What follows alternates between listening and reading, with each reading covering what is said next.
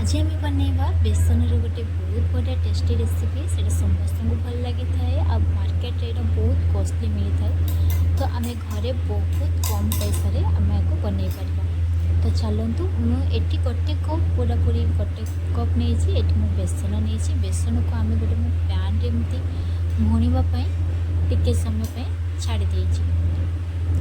ये आप medium high flame रखिए, नचेत बेसन अधिक जदि हाई फ्लेम रखिए तो पोड़ीजी आम टेक्चर मत आसबनी। आम को यहीपरि भाव में बारंबार हल्ई चली कंटिन्यूसली हल्लैबा, नचेत आमर बेसन तल आड़ को लगिज भल लगे। तापर आम आपको भल भाव चल चल तार कलर टिके चेंज होला पर्यंत आम यहीपरि भाव में बेसन को टिके चलाऊँ।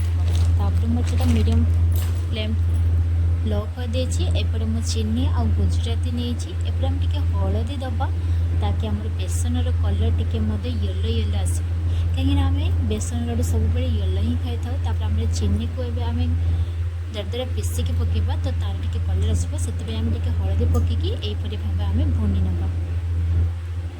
ये देखु आमर टिके चेंज हो गला सब चूना गुड़ाक बेसन गुड़ाक पूरा पूरी अलग भाव हो गला। ये आम दबा कि तेल नचेत आप घी को मेल्ट करके पारे।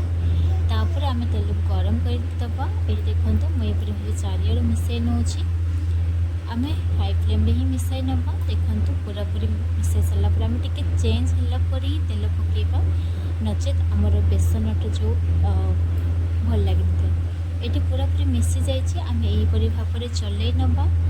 पूरा पूरी आम बेसन आउ ऑयल किंबा घी को पूरा पूरी आम मिसाई नवा। आउ टिके गरम गरम गरम यहीपरि आम चलैकी टिके भल भाव आम करना,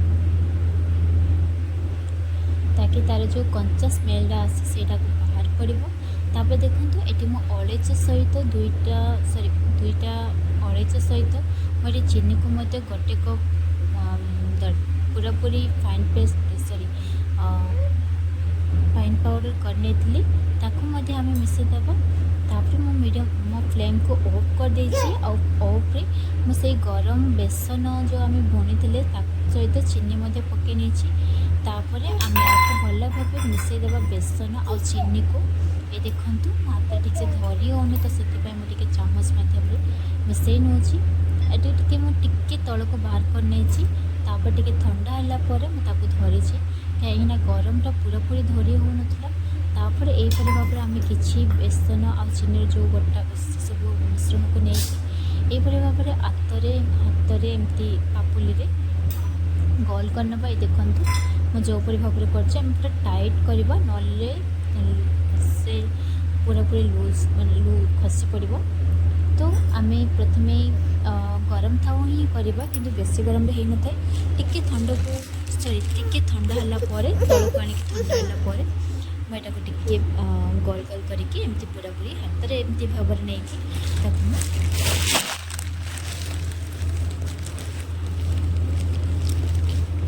गोल गोल करके सेप देउछि।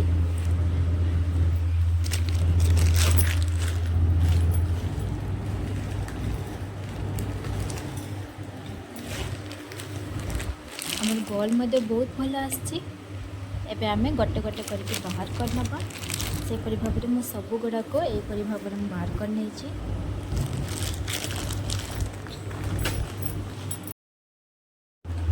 यहीपरि भाव आम सब गुड़ाक बेसन को गोल गोल करके बनई नवा। बहुत टेस्टी लगी था। श्रावण मासर पर्व पड़ता है, संबाद आप भोग लगे पारे।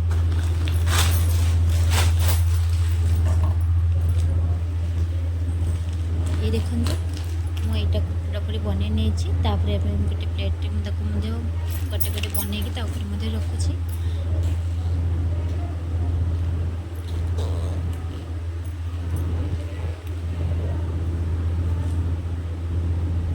मो छुआ अच्छी तो टी प्रोब्लेम होती मुझे किसी पिस्ता को काटिके ऊपर नहीं पकई ताकि देखा बहुत भल लगे।